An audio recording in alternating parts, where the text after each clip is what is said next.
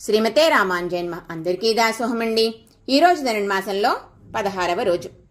ఈ జీవుడు పరమాత్మకి చేసే కైంకర్యంతో వచ్చిన పేరు ఆత్మకి స్థిరమైన పేరు.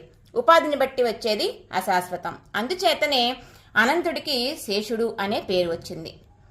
అనంతుడు నారాయణుడికి శయ్య, ఆసనము, గొడుగు, నివాసము, పాదుకలు ఇలా మారి మారి అనేక కైంకర్యాలు చేస్తాడు అనంతుడు. కాబట్టే ఆదిశేషువు అనే పేరు వచ్చింది. కైంకర్యాన్ని బట్టి వచ్చిన పేరుతో పిలిస్తే ఎంతో సంతోషం కదా. అలాగే ఈ రోజు పాసురంలో మరి గోపికలందరూ కలిసి నందగోపని భవనం దగ్గరికి వచ్చారు.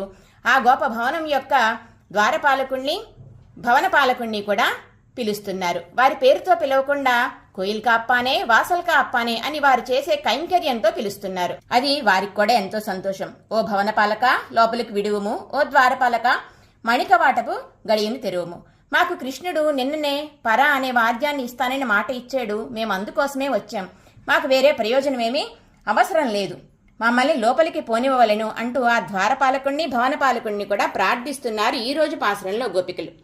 మరి మన పాలకుల అష్టభుజి లక్ష్మీనారాయణ స్వామివారి సన్నిధిలోని ఆండాళ్లమ్మ జడ ఇలా అందంగా అలంకరించబడి ఉందండి. శ్రీమతే రామానుజాయ నమః.